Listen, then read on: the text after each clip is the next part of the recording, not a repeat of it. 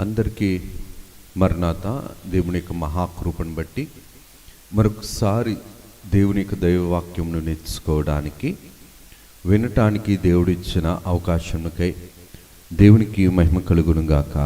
ఆమేన్.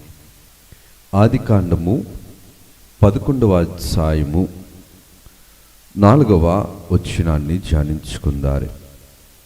మరియు వారు, మనము భూమి అందంతటా చెదిరిపోకుండా ఒక పట్టణమును ఆకాశమునంటూ శిఖరము గల ఒక గోపురమును కట్టుకొని పేరు సంపాదించుకుందుము రండని మాట్లాడుకొనుచుండగా ప్రార్థన చేసుకుందారు. సర్వకృపానిధి, దయగలిగిన తండ్రి, కృపగలిగిన తండ్రి, మాతో మీరు మాట్లాడుము. మా యొక్క ఆత్మీయ జీవితముకు ఎటువంటి ఆత్మీయ ఆహారము, వాక్య ఆహారము అవసరమై ఉన్నదో అటువంటి పరిశుద్ధాత్మ తండ్రి గారి యొక్క సర్వ సహాయముతో మమ్ములను మీ యొక్క ఆత్మవశములోనికి చేర్చుకొని మీ ఆత్మ చెబుతున్న మాటలు వినగలిగే, గ్రహించుకోగలిగే, నేర్చుకోగలిగే వినయ విశ్వాసతలను, విధేయతలను మీరే మాకు అందించి మీరు మహిమను, మీరు ఘనతను, మీరు కీర్తిని, ప్రభావములను పొందుమని మహిమనాథుడును శ్రేష్ఠపాలకుడును ఏకరక్షకుడుగు యేసునామమున అడుగుచున్నాము తండ్రి. ఆమేన్. త్రిత్వదేవుని దీవెనాశీర్వాదములు, శుభములు, మేలులు, ఉపకారములు, ప్రభు తలంపులు, తలాంతులు, ధన్యతలు ప్రభు మనెల్లరకు మెండుగా నిండుగా అందింపచేసి ప్రభువే మహిమ పొందును గాక. ఆమేన్. దేవుని యొక్క ఆత్మీయ జీవితంలో సర్వ సృష్టి కూడా దేవుని వశములో ఉండవలసినది. సృష్టిలో ప్రాముఖ్యముగా నరుడు అనగా మానవులమైన మనము దేవుని వశములో ఉండవలసిన వారము. లోకము నరుని కొరకు చేయబడింది, కానీ పాపము నరుని పాడు చేయటం మాత్రమే కాదు, నరుని దేవుని దగ్గరకు వెళ్ళనివ్వకుండా, దేవుని ఆలోచన రానివ్వకుండా పాపము సింహాసనము కలిగిన స్థానము ఈ లోకము. పాపము సింహాసనము చేసుకొని ఈ లోకములో ఉన్న సమస్తాన్ని కూడా ఆశ చూపిస్తూ ఆనాటి కాలములో ఆదాము అవ్వలకు అనగా అవ్వమ్మ గారికి ఏ విధముగా అయితే ఏది హాని చేసినదో, ఏది దేవునిని దూరము చేసినదో, ఏది దైవస్థితిలో ఉండకుండా నిలవకుండా వెలుపటికి రావటానికి ఏ పాపమైతే కంటాశతో అనగా నేత్రాశ కలిగి ఉన్నదో అటువంటి పాప సంబంధమైన లోకమును అన్ని తరాలలోనూ కూడా, అన్ని జనాలలోనూ కూడా, అన్ని ప్రాంతాలలోనూ కూడా నేటికి కూడా సైతాను చూపించి మనలను దైవత్వంలోనికి రానివ్వటం లేదు.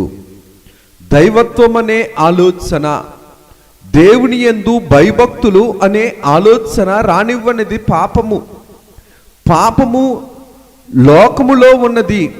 పాపము, లోకము ఇరువురు కూడా స్నేహితులు, ఇరువురు కూడా విడరాని బంధము.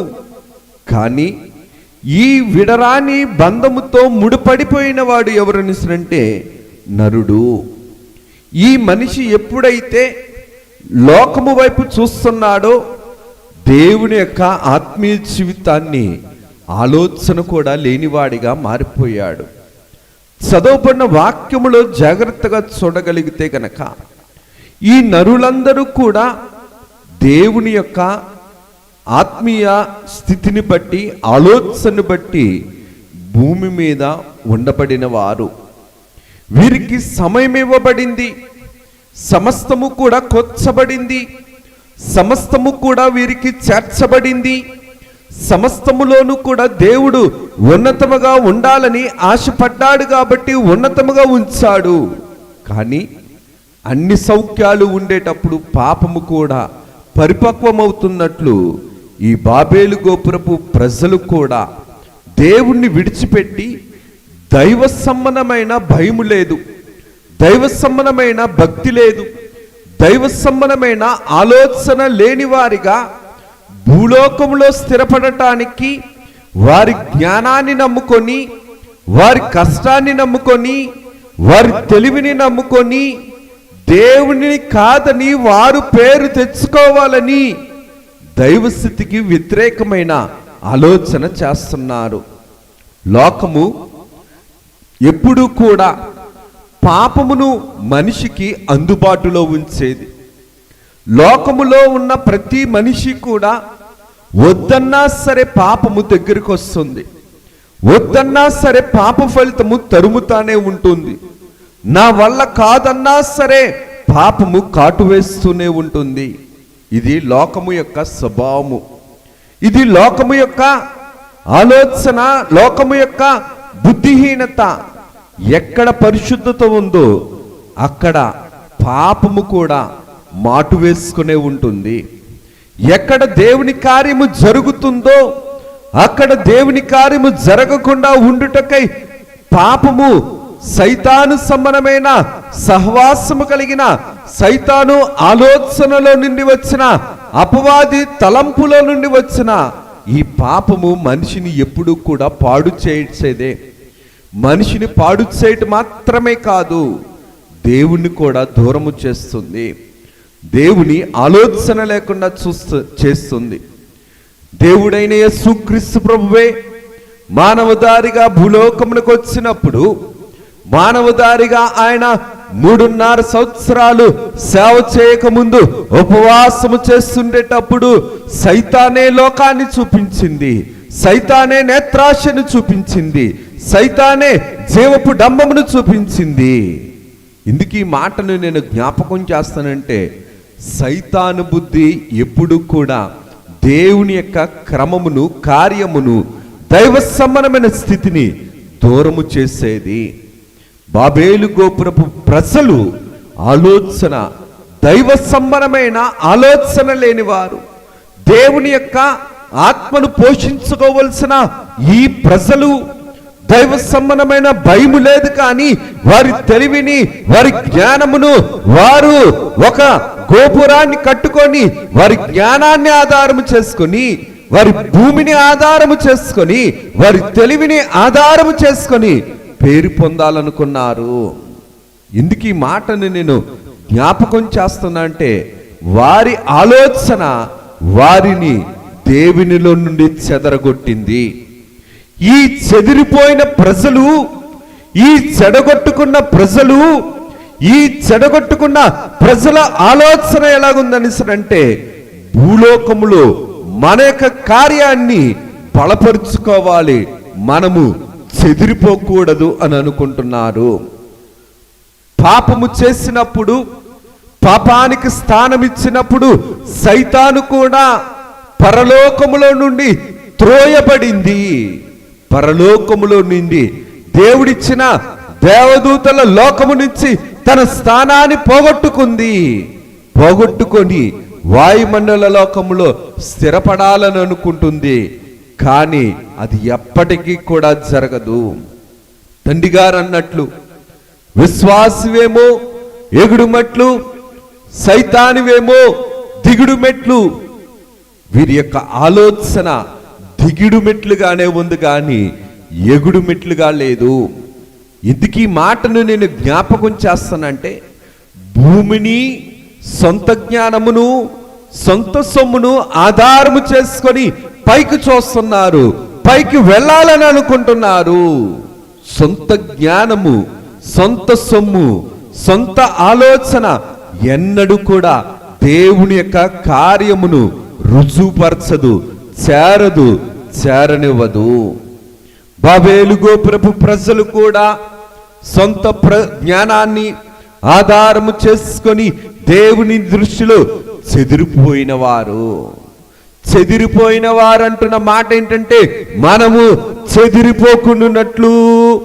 చెదిరిపోకుండా ఒక పట్టణమును కట్టుకొని, ఒక పట్టణమును ఆకాశమునంటూ శిఖరము గల ఒక గోపురమును కట్టుకొని, ఒక పట్టణములో ఆకాశమును అందుకొని ఒక గోపురము కట్టుకొని, పాప నైజము మనిషిలో, మానవునిలో అది పనిచేస్తుండేటప్పుడు భూలోకంలో ఉన్న వాటిని ఆధారం చేసుకుంటాం. దేవుణ్ణి ఆధారం చేసుకోవడానికి, దైవశక్తిని ఆధారం చేసుకోవడానికి, దైవాత్మ తండ్రి గారిని ఆధారం చేసుకోవడానికి మనసు ఒప్పుకోదు, మనసులో స్థానం ఉండదు. వీరు కూడా చెదిరిపోయిన వారు, భూలోకము మీద ఆశపడుతున్న వారు, భూలోకములో పేరు సంపాదించుకోవాలనుకున్న వారు, భూలోకములో దేవుణ్ణి యొక్క ఆలోచన లేని వారు, భూలోకములో దైవ సంబంధమైన భయభక్తులు లేని జన్మ కలిగిన వారు వీరు. అందుకనే వీరి బ్రతుకు వీరిని తారుమారు చేసింది. దైవ సంబంధమైన భయము లేనప్పుడు, దైవ సంబంధమైన భక్తి లేనప్పుడు, దైవ సంబంధమైన ఆత్మీయ పోషణ విశ్వాస జీవితంలో లేనప్పుడు మన బ్రతుకులు కూడా తారుమారుగానే ఉంటాయి. బాబేలు అనగా తారుమారని మనం ఎన్నోసార్లు నేర్చుకున్నాం, ఎన్నోసార్లు వింటున్నాం. చెదిరిపోయిన ప్రజలు, వీరి ఆలోచన వీరిని చెడగొట్టింది, వీరి బుద్ధులు వీరిని చెడగొట్టింది, వీరి యొక్క స్థితి వీరిని ఐక్యత లేకుండా, దేవునితో ఐక్యత లేకుండా చేసిని. ఇందుకు ఈ మాటను నేను జ్ఞాపకం చేస్తున్నానంటే, కుల ఐక్యత కానీ, మత ఐక్యత కానీ, గ్రామ ఐక్యత కానీ, ప్రాంత ఐక్యత కానీ, ఈ లోక సంబంధమైన ఏ లక్షణము కలిగిన ఏ ఐక్యత కూడా మనిషికి కుదురునివ్వదు. కుదురు లేని బ్రతుకు, స్థిమితము లేని బ్రతుకు, స్థిరత్వము లేని బ్రతుకు, భూలోకమే గందరగోళముతో ఉన్నది.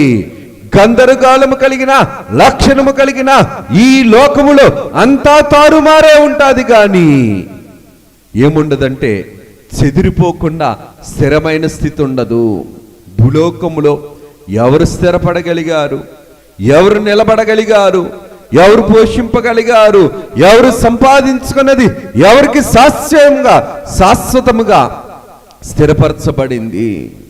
మన యొక్క ఆత్మీయ ఆలోచన బట్టి మనం గ్రహించుకోగలిగితే, సొలొమోను గారు అంటారు, సూర్యుడి క్రింద మనం పడుతున్న ప్రయాస అంతా కూడా గాలి పట్టుకోవడానికి పట్టుకునే ప్రయాస వంటిది. ఇందుకు ఈ మాటను నేను జ్ఞాపకం చేస్తున్నానంటే, మన పనులు మనకి దీవెనగా ఉండాలని దేవుడు కోరుకుంటాడు. మన బిడ్డలు చేసే పనులు వారికి మేలుకరంగా ఉండాలని మన బిడ్డలమైన విషయంలో మనం కోరుకుంటాం. వారికి హాని రాకూడదు, వారికి కీడు రాకూడదు, వారికి అపకారం రాకూడదు, వారికి మంచి జరగాలి, వారికి చెడు జరగకూడదు. ఏ తల్లిదండ్రులైనా బిడ్డల మీద ప్రేమ ఉండేటప్పుడు, పాడు పనులు చేస్తుండేటప్పుడు, పాప ఫలితమైన పనులు చేస్తుండేటప్పుడు వాటిని ఆపు చేస్తాం. హానికరము కలిగిన పనులకు అడ్డు పెడతాం మనం. ఎందుకనిస్తానంటే, బిడ్డలు క్రమముగా ఉండాలి, సక్రమముగా ఉండాలి, దైవస్థితిలో ఉండాలి, దేవునికి పనికొచ్చు వారిగా, దేవుణ్ణి మహిమపరచు వారిగా ఉండాలని.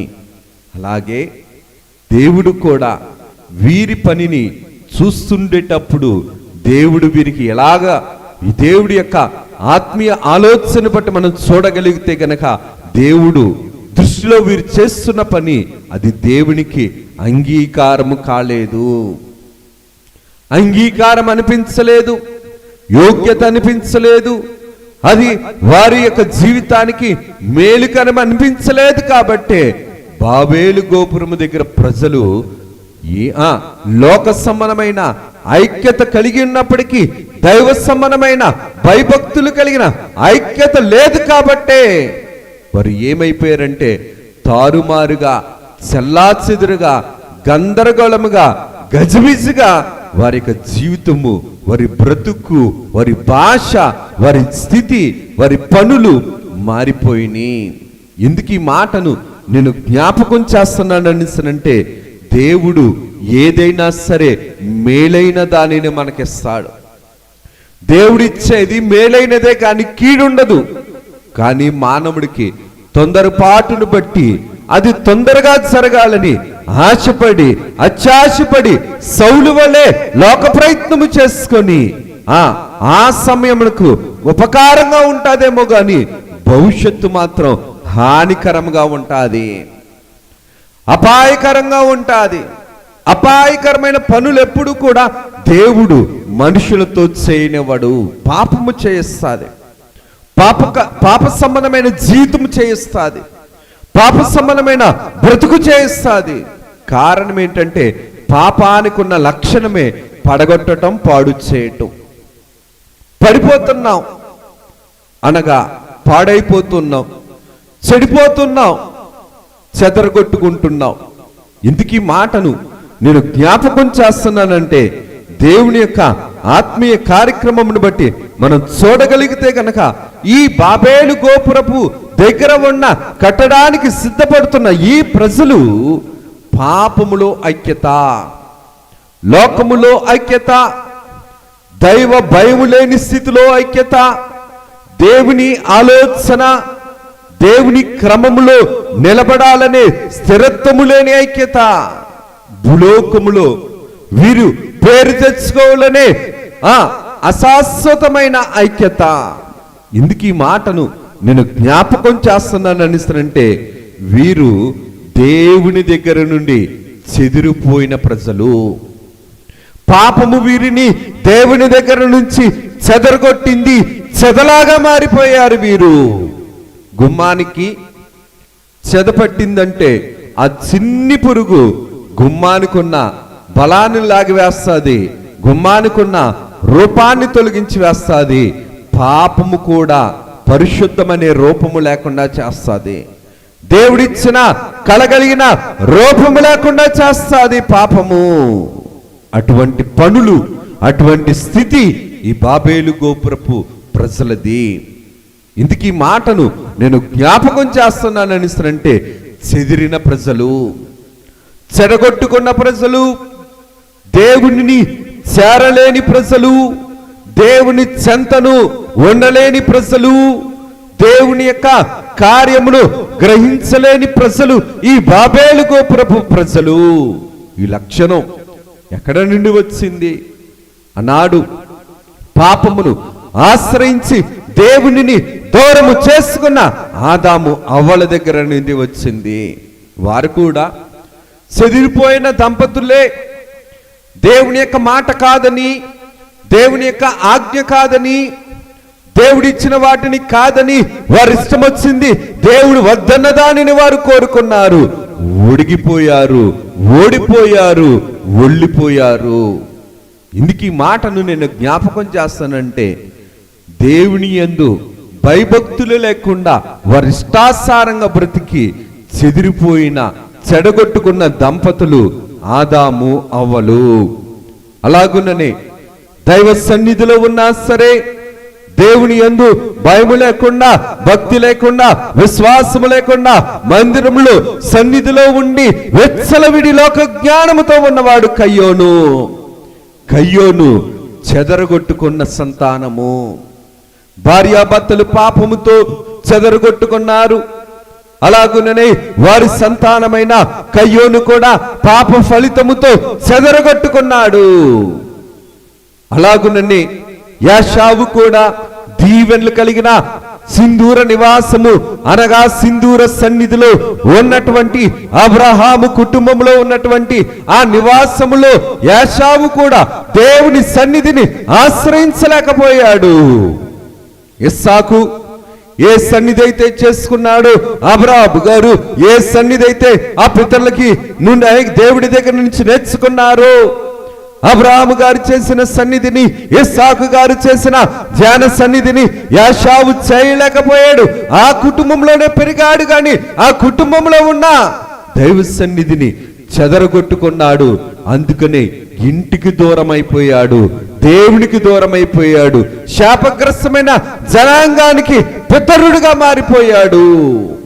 చూడండి ఎంత పాపము కనబడకుండా ఏదో మేలు చేస్తున్నానని అనుకొని కనబడని కీడును తరతరాలు కూడా చేసుకుంటూనే వస్తుంది.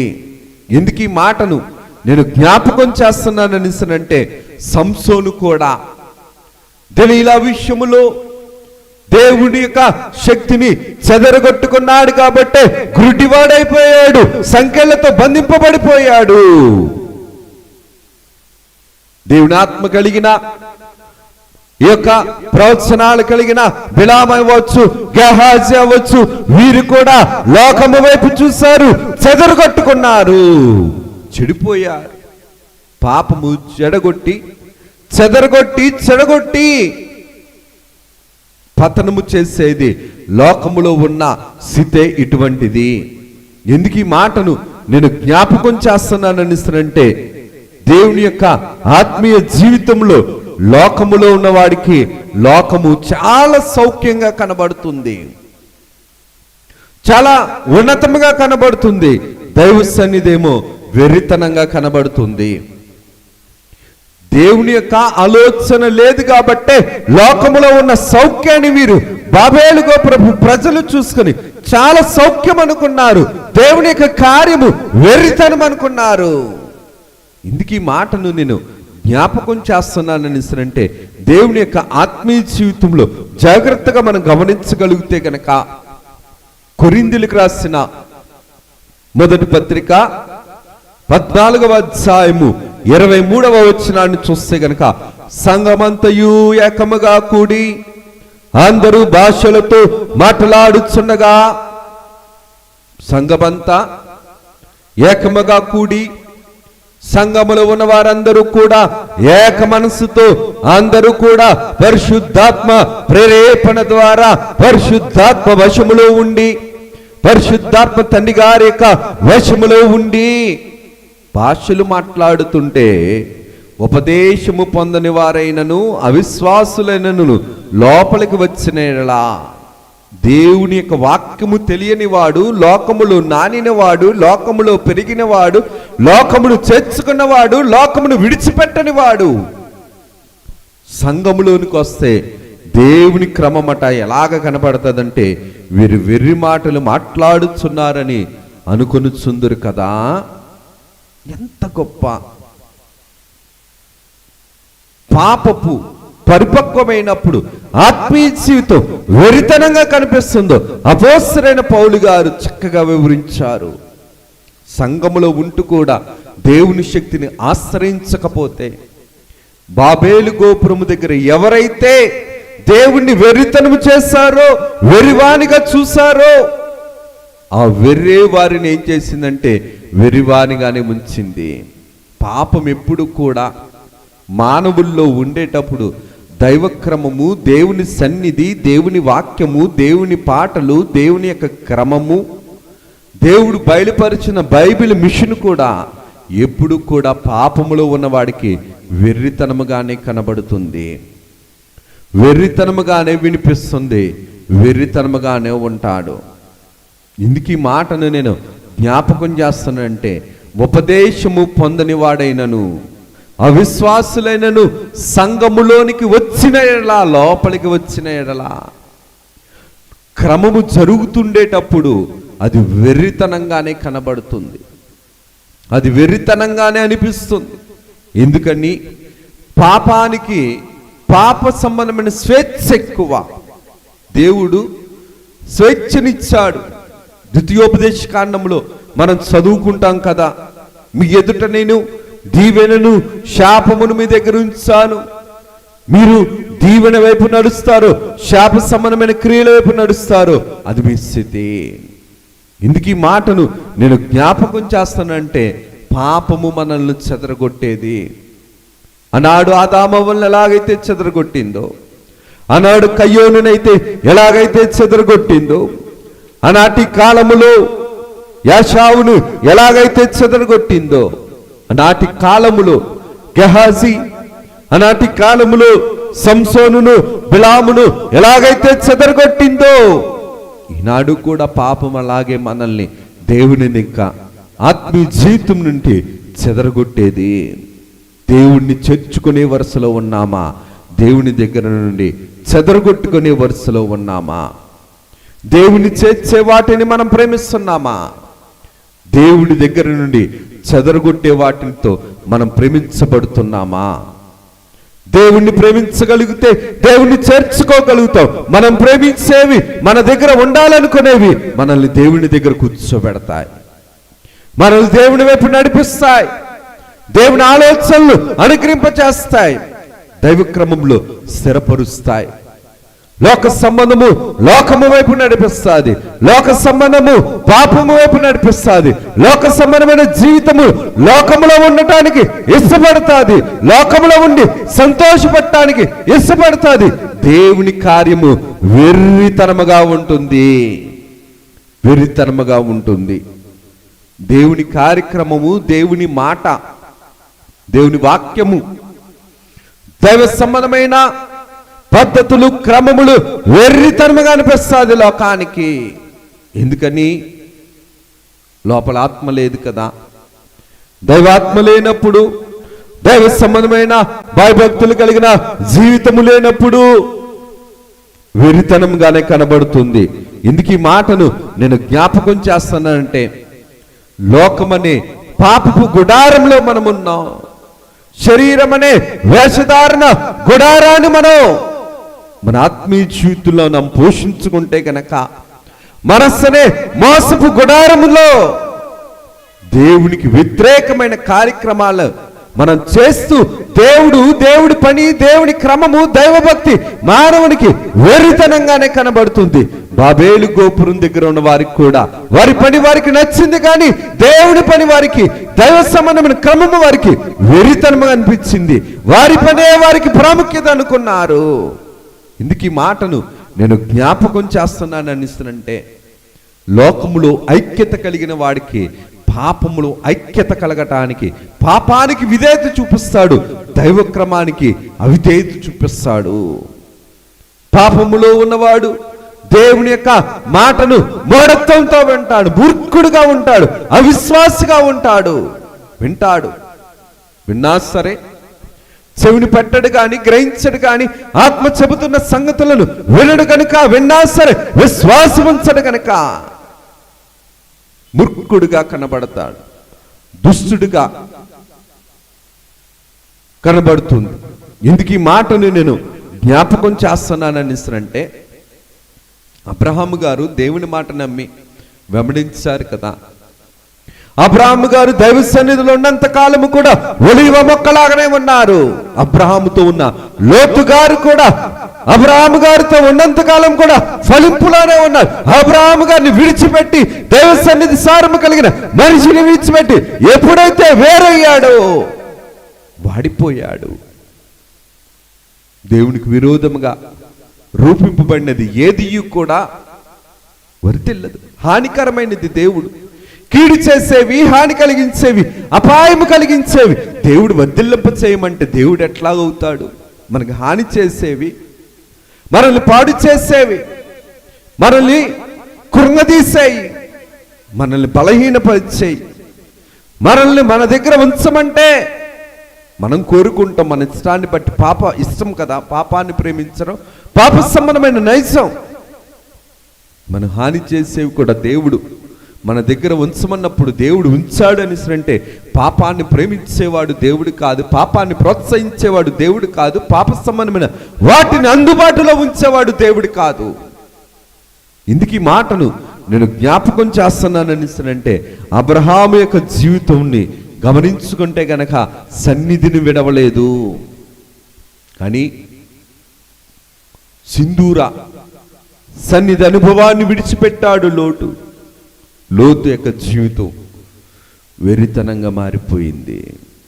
ఇందుకు ఈ మాటని నేను జ్ఞాపకం చేస్తానంటే, ఆజ్ఞాతి క్రమంతో ఆదామవ్వలు విడిపోయారు, వాడిపోయారు, దేవుడి నుండి విడిపోయారు.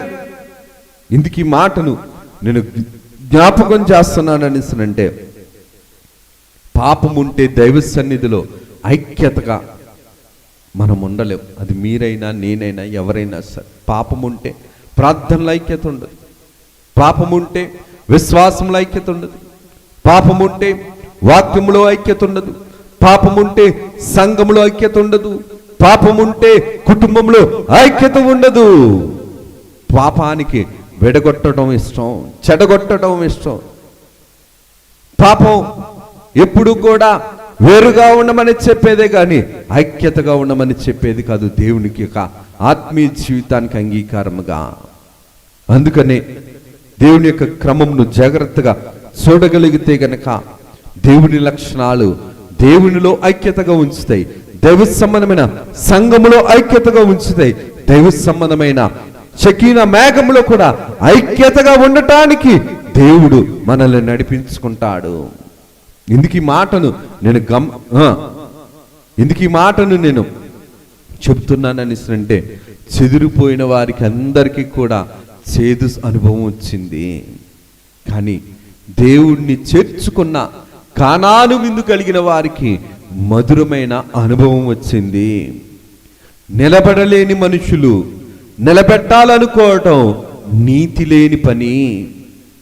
నిలబడాలంటే దేవుడు మాత్రమే నిలబెట్టగలడు. ఇందుకు ఈ మాటను నేను జ్ఞాపకం చేస్తున్నానని అంటే, పాపము దేవుణ్ణి యొద్ద నుండి మనల్ని చెదరగొట్టింది. బాబేలు గోపురపు ప్రజలు కట్టడానికి సిద్ధమైన ప్రజలు వారి ఆత్మీయ మందిరాన్ని, వారి ఆత్మీయ జీవితాన్ని వారు దైవ సంబంధమైన అంగీకారంతో వారు నడిపించుకోలేకపోయారు, పోషించుకోలేకపోయారు, దేవుణ్ణి ప్రేమించలేకపోయారు, దేవుని ఆలోచనను అంగీకరించలేకపోయారు, అనుభవంలోనికి తెచ్చుకోలేకపోయారు. ఇందుకు ఈ మాటను నేను జ్ఞాపకం చేస్తానంటే, పాపపు ఆలోచన పరిశుద్ధుడైన దేవుని ఆలోచన కూడా రానివ్వదు.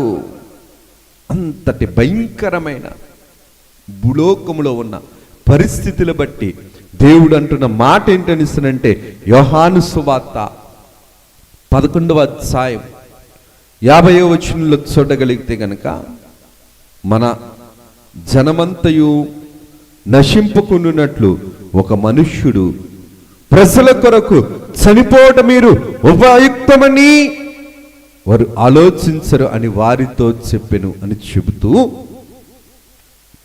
11వ అధ్యాయం యోహాను సువార్త 52వ వచనంలో ప్రభు ఒక చక్కని మాట రాయించారు, చెబుతున్నారు. యేసు ఆ జన్మ కొరకు మాత్రమే కాక చెదిరిపోయిన దేవుని పిల్లలను ఏకముగా సమకూర్చుటకు చావనై ఉన్నాడని ప్రవచించెను. బాబేలు గోపురం దగ్గర చెదిరిపోయిన ప్రజలు, చెదిరిపోయిన భాషలు, మార్చబడిన భాషలు, చెదిరిపోయిన ప్రజలు, చెడగొట్టుకున్న ప్రజలు, పాపము పరిపక్వమై దేవుని ఆత్మీయ జీవితాన్ని పొందని ప్రజలు మరలా ఎక్కడ కలుస్తారని ప్రభు చెబుతున్నారనిస్తునంటే, చెదిరిపోయిన దేవుని పిల్లలను ఏకముగా చేయుటకు చావనై ఉన్నాడని యేసు ప్రభువే యోహాను సువార్త 11వ అధ్యాయం 52వ వచనంలో దేవుడు చెబుతున్న మాట. ఇదే మాటను మన తెలుగు క్రైస్తవ కీర్తనల పుస్తకంలో 33వ పాటలో ఎంత గొప్ప బొబ్బ పుట్టెను అని పాటలో 32వ పేజీలో మొదటి చరణాన్ని చూస్తే గనక అయ్యగారు ద్వారా దేవుడు రాయించిన పాట. గలిబిలి కలిగేను కప్పుడు సిన్యారు బాబెలు కట్టడములు కట్టునప్పుడు పలుకు భాషలైను ఒక్కటైనను పలు విధములకు భాషలాయను. నలు దిశలకు జనులు పోయిరి కలువరిపై కలుసుకునిరి. మరలా పరిశుద్ధతను పాడు చేసుకొని, దైవ సన్నిధిని పాడు చేసుకొని, దైవ క్రమమును పాడు చేసుకొని అందరినీ ఐక్యపరిచింది ఏంటనిస్తుందంటే దేవుని యొక్క సిలువ. దేవుని సిలువలో పరిశుద్ధతలో ఐక్యత, దైవ లక్షణములలో ఐక్యత, పరిశుద్ధాత్మ తండ్రి గారి యొక్క ఆత్మ ఫలములలో ఐక్యత, పరిశుద్ధాత్మ తండ్రి గారి యొక్క ఆత్మ వరములలో ఐక్యత. ఇందుకు ఈ మాటను నేను జ్ఞాపకం చేస్తున్నాను అనేసినంటే, లోకము చెదరగొట్టుకునే లక్షణం కలిగినది. పాపము సింహాసనం కలిగిన ఈ లోకములో ఎంతమంది మనుషులను మనం చేర్చుకున్నా సరే అందరిలోనూ కూడా పాపమే ఉండేది. పాపమును చేర్చుకున్న కొలది మన బ్రతుకులు చెదిరిపోయావే, దేవునిని చేరలేనివి. దేవుని చేరుకోవాలి కదా. అందుకని తండ్రి గారు రాసుకొని వచ్చారు, చేరి జీవించుడు, చేరి జీవనము చేయని ఎడల కోరిన మోక్షము ఎలాగ దొరుకుతుంది. చేరి జీవనము చెయ్యాలి. ఇందుకు ఈ మాటను నేను జ్ఞాపకం చేస్తున్నాననేసంటే, విశ్వాస జీవితంలో దేవునిని మనం చేర్చుకోవాలి. దేవుని సంఘములో మనం చేర్చబడాలి. దేవుడి ఆత్మను చేర్చుకోవాలి. దైవ సంబంధమైన ప్రార్థనా జీవితాన్ని మనం చేర్చుకోవాలి. దైవ సంబంధమైన దైవ క్రమంలో మనం చేర్చుకోబడాలి. అది లేనప్పుడు ఎవరిని చేర్చుకున్నా, ఎంత చేర్చుకున్నా, దైవత్వము లేనిది దుష్టత్వము. దుష్టత్వముతో దేవుణ్ణి మనం చేర్చుకోలేం. మానవత్వంతో కూడా దేవుణ్ణి మనం చేర్చుకోలేం. దేవుణ్ణి చేరాలంటే దైవాత్మ సంబంధమైన ఆలోచన, దైవాత్మ శక్తి ఉండాలి. అందుకనే ఈ ప్రాంతపు ప్రజలందరూ కూడా ఏమైపోయారంటే, చేతి పనులు మారిపోయినాయి, భాషలు మారిపోయినాయి, పనులు మారిపోయినాయి, ఆలోచనలు మారిపోయి ఐక్యత కోల్పోయారు. గలిబిలి గలిబిలి గలిబిలి, తారుమారు, గందరగోళము, గజిబిజలు. ఇందుకు ఈ మాటను నేను జ్ఞాపకం చేస్తున్నాననిసంటే, దేవుని శక్తి ముందు అన్నీ కూడా, దేవుని శక్తి ముందు అన్నీ కూడా, దేవుడు శక్తితో దేవుడు మనల్ని బాగు చేస్తాడు, సరిచేస్తాడు. దేవుని శక్తి సరిచేయలేనిదంటూ ఏదీ లేదు. మన పాప బుద్ధి, పాప ఆలోచన, లోక నైజపు స్థితి అన్నింటినీ, అందరినీ అన్ని వేళలా చెదరగొట్టుకునేలాగా చేస్తాడు. నరుడు ఒంటరిగా ఉండుట దేవుని చిత్తము కాదు. నరుడు ఒంటరిగా ఉండుట దేవుని చిత్తము కాదు. అన్నీ చెదరగొట్టుకొని, ఎవరు చేరలేక, ఎవరిని చేర్చుకోలేక, ఎవరి చెంతను చేరలేక మనమే ఒంటరిగా ఉంటే, ప్రభు అంటున్న మాట, ప్రభు వ్రాయించిన మాట ఏంటనిస్తుందంటే, ఒక్కడవని నీవు వడలిపోవద్దు, నీ ప్రక్కన అనేక మంది పరలోకపు దేవదూతలు ఉంటారు, పరిశుద్ధులు ఉంటారు, పరలోకపు పటాలం ఉంటుంది. దేవుణ్ణి చేరుకునే ప్రజలుగా ఉండాలి. చెదరగొట్టుకున్నామేమో, దేవుణ్ణి చేర్చుకోలేకపోతున్నామేమో, దేవుణ్ణి చేరేవారుగా, దేవుని చెంతను చేరి దేవుణ్ణి కోరుకునే వారముగా ఉండాలి. అందుకనే తండ్రి గారు రాశారు, ఏకాంత స్థలము కోరుము, ఏకాంత స్థలము చేరుము. ఇందుకు ఈ మాటను నేను జ్ఞాపకం చేస్తానంటే, దేవుని యొక్క దైవ సంఘమును చేరగలిగినప్పుడే, చేర్చుకున్నప్పుడే దేవుని యొక్క రెండవ రాకడలో వచ్చే షకీనా మేఘమును మనం చేరగలం. ఆ మేఘముల యొక్క శక్తిని, భక్తిని, బలమును, లక్షణాలను మనం పొందుకునే స్థలము దైవ సన్నిధి, అనుభవం కలిగిన సంఘము. దైవ సన్నిధి, అనుభవం కలిగిన సంఘము, దైవ సంఘము, అనుభవం కలిగిన సంఘము దేవునిలోనికి నడిపిస్తుంది, దేవుని చెంతలోనికి నడిపిస్తుంది. దేవుడి కొద్ది మాటలను మన వినికిడిలో దీవించి ప్రభువు మహిమ పొందును గాక. ఆమేన్. చిన్ని ప్రార్థన చేసుకుందారు. సర్వోపకారి, సర్వశక్తిమంతుడా, మీకు వందనాలు నాయనా. దీవించండి, ఆశీర్వదించండి.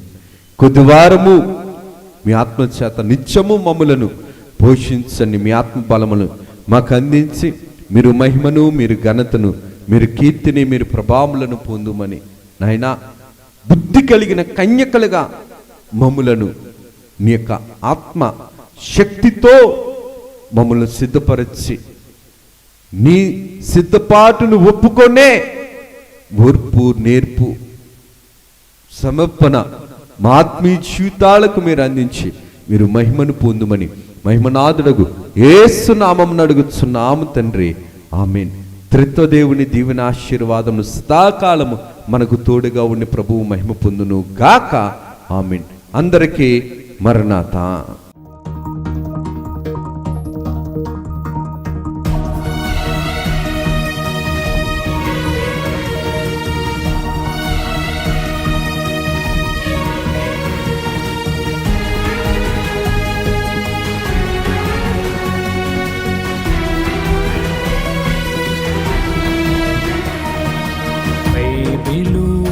ప్రకటన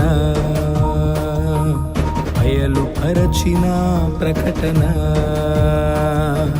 యేసయ్య ప్రకటన, దాసయ్య ప్రకటన, పరలోక ప్రకటన, పరిశుద్ధ ప్రకటన, యేసయ్య ప్రకటన, దాసయ్య ప్రకటన, పరలోక ప్రకటన, పరిశుద్ధ ప్రకటన.